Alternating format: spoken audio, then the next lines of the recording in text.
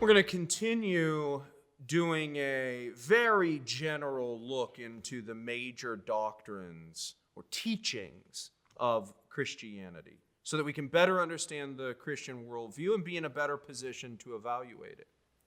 So now let's look at the doctrine of the fall of humans, or the doctrine of sin. As we all know, the world is full of all sorts of problems. The universe is not as it should be. Our lives are not as they should be. I am not as I should be. And now this can be seen as a problem for Christianity. Let me put it to you again in an argument form.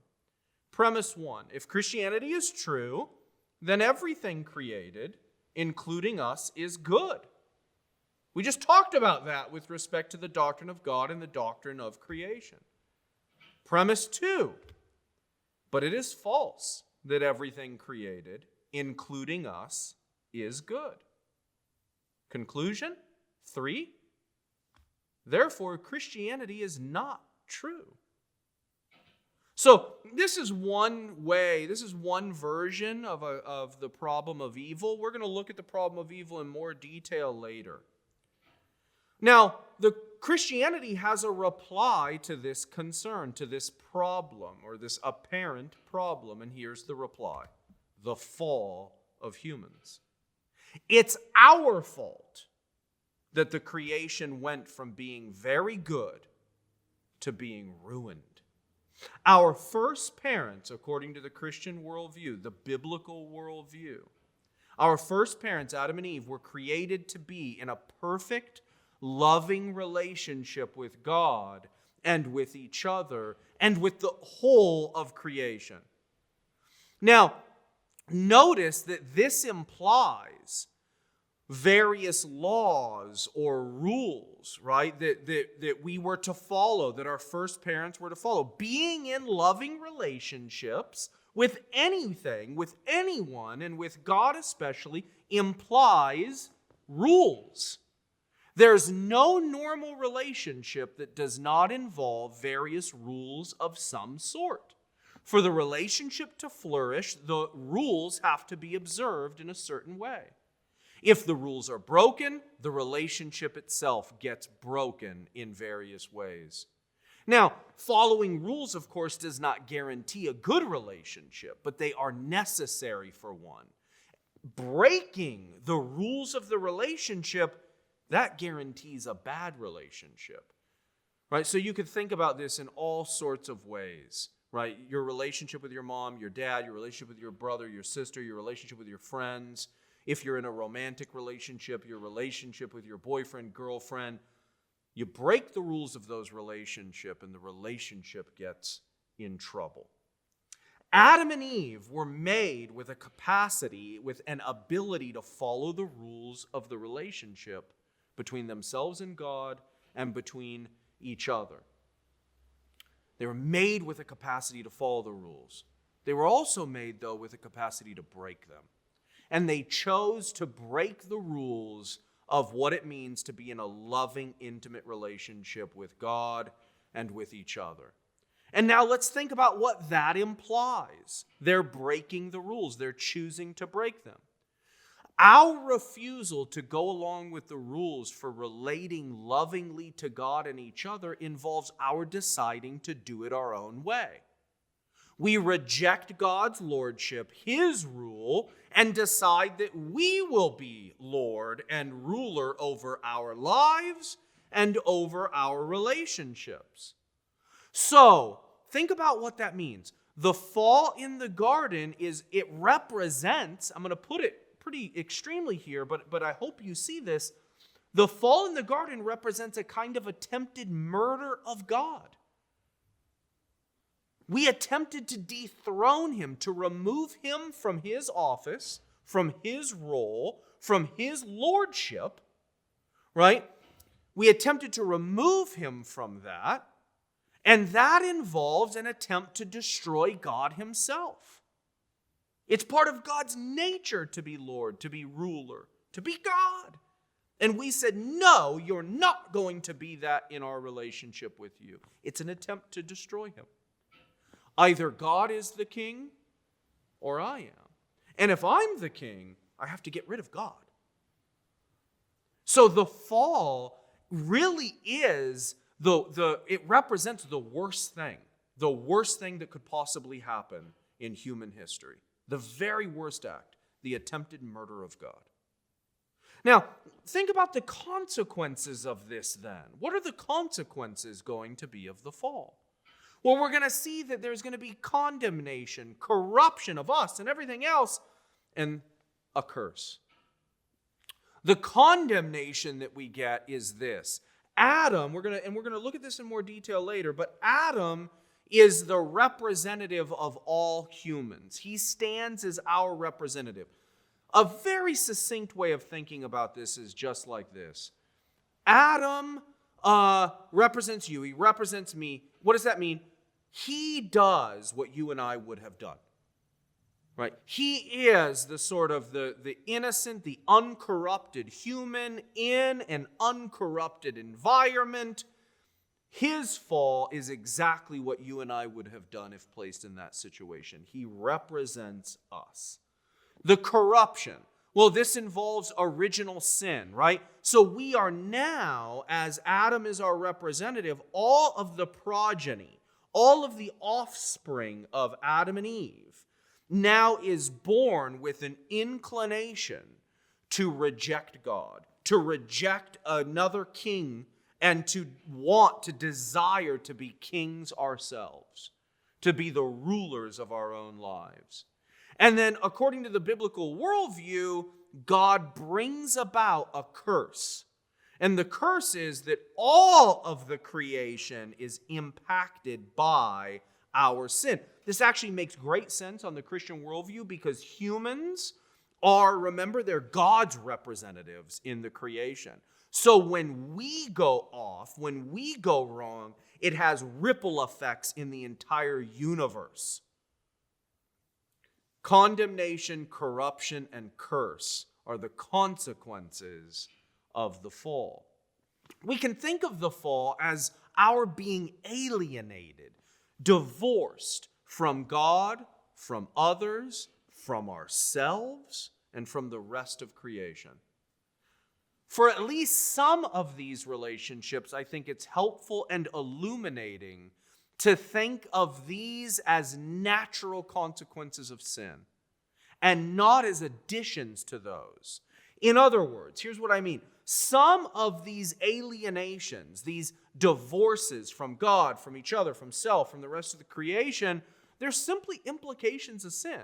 They're not externally imposed by God. They're just what sin does. Sin separates.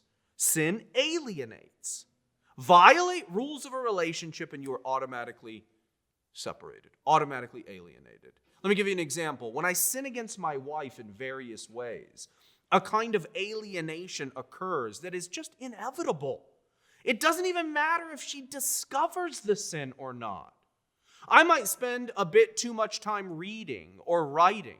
I might spend a bit too much time gazing at another woman. I might think something badly in my heart about my wife. You get the idea.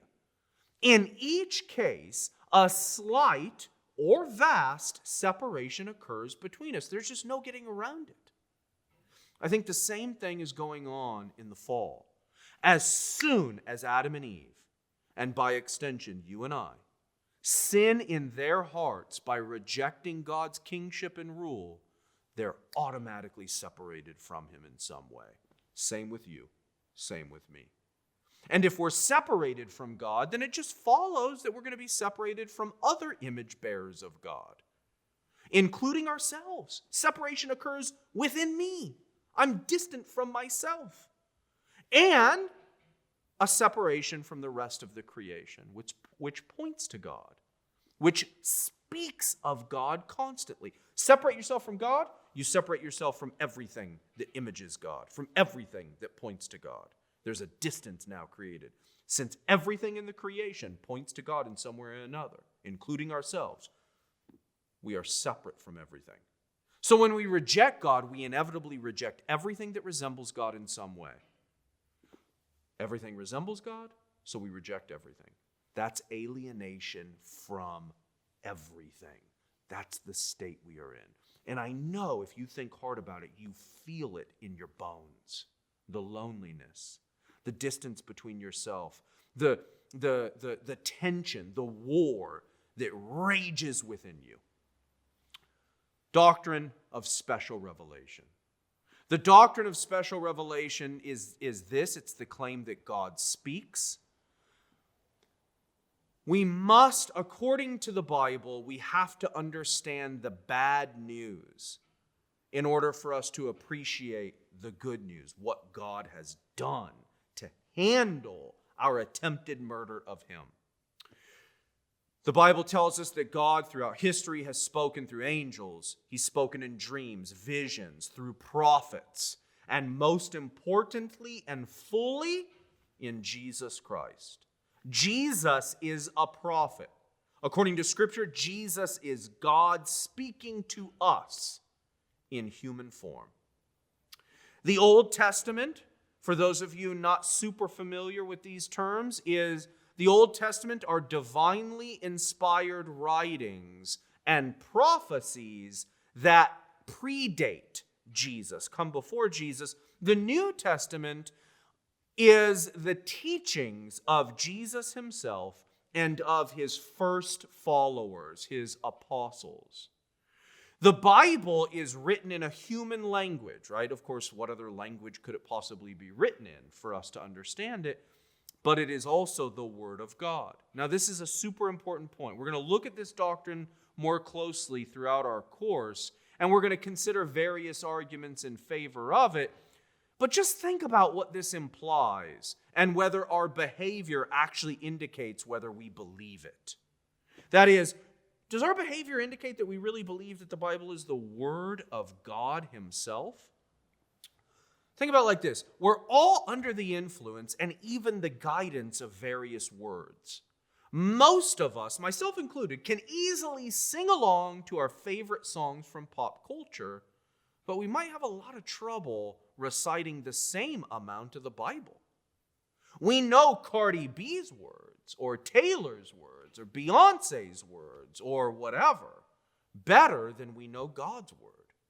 And even when we disagree with Cardi or Taylor or whomever, we wind up sounding like we actually agree with them, right? When I sing along to songs that have all sorts of things in there I disagree with, I'm saying with my mouth that I agree. That's dangerous, I think. The words of others are planted in our hearts in many ways more deeply and firmly than the Word of God. In the Bible, God speaks about three major topics. He tells us who he is. He tells us of his relationship to the creation. He tells us who humans are supposed to be. And he also tells us what we actually are. And then lastly, the Bible tells us how God will save us.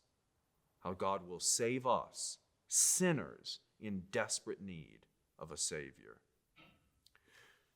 Last doctrine, or one of the last doctrines, the doctrine of salvation. This tells us how God does indeed save us from the alienation that sin has brought about. Every worldview has something to say about salvation. Why? Because every worldview recognizes what's wrong with the world, and every worldview has some sort of remedy for how the world can be repaired. Right? Every worldview tells us what's wrong with us and also how we can be repaired. So every worldview has something to say about salvation. Well, what is wrong with the world and with us? According to Christianity, as we already saw, we've sinned. We are cosmic criminals, and the results of our crimes are alienation from God, from each other, from ourselves, from the rest of the creation. Now, because we are broken and diseased, we can't fix ourselves. Any fix we attempt will be a broken and diseased fix. Sin infects everything that we do, everything that we think. So even our attempts to get right with God will be sin infected, and thus will result in further alienation. So think about it like this. It's like we've committed adultery on our spouse, and then we commit more adultery to somehow make amends, to somehow reconcile. Idiotic, insane, right? The only way for us to be saved, for the alienation from God to be eliminated, is for God to eliminate it. We can't do it ourselves. And the message of the Bible is that God has done it. That's the gospel. That's the good news. What has God done? Well, you get the doctrine of the incarnation, that God took on human nature. The second person of the Trinity, God the Son, became a real human. Marriage between creation and God. Atonement. Atonement tells us that our rebellion against God, it's the worst possible action anyone could perform. We want God to shut up. We want him to go away, to leave us alone. We want him dead to us. But our rebellion against God is the worst thing possible for us. We were created to be in relationship with him. Since God is good, he's just, so we deserve our separation from God forever. That's what we wanted. We get what we wanted. But God's love for us is stronger than our hatred of him. The atonement, which is literally, this is how the word was made. It literally is at one meant. It's God's reconciling us back to him while remaining the perfectly just being that he is. Christ pays the penalty we deserve. He absorbs it in his human nature in his death. Justice is served. But now the resurrection. Death does not win in the end. Since death is intimately tied to sin, the removal of sin results in the removal of death. Since Jesus was sinless and yet died, death could not hold him. He defeated sin and thereby defeated the power of death. By defeating the penalty, the power, and the presence of sin, Christ defeats the penalty, the power, and the presence of death. Let me give you a fascinating, super cool argument. I'm going to call this Anselm's interesting argument, step 1. Badness of sin depends on the worth of the being sinned against. Step 2, God has infinite worth. 3, therefore, sins against God are infinitely bad. 4, only an infinite being can pay an infinite penalty. 5, God is the only infinite being. 6, so only God can pay the penalty for sin. Conclusion, therefore only God can save us. The incarnation, life, death, and resurrection of the God-man, Jesus Christ, is the most fitting and beautiful way for God to save his enemies. Now, there are 2 things that we need to receive this gift of salvation, according to Scripture: faith and repentance. Faith does not mean believing without evidence or believing against the evidence. It's never meant this in the history of Christianity, so don't believe it when people tell you this. Faith is trust in a person. Faith in Jesus is trust in Jesus. Repentance, you can think about it like this. Faith is about turning towards someone, towards Jesus, while repentance is about turning away from something, sin. It's moving from a self-centered life to a God and other-centered life. So it's going to involve confession and admitting to us and others and to God that we have loved ourselves more than God and others and have served our own decisions and rule more than God. Now, what are the implications of this salvation? Forgiveness. Guilt is removed, and so is the punishment. Reconciliation. Becoming friends with God again. Becoming family members, adopted sons and daughters of God. And transformation. We were slaves to sin and dead to God and dead to life. And salvation involves being slaves to Christ and thus alive to God. We are given new life. We are born again.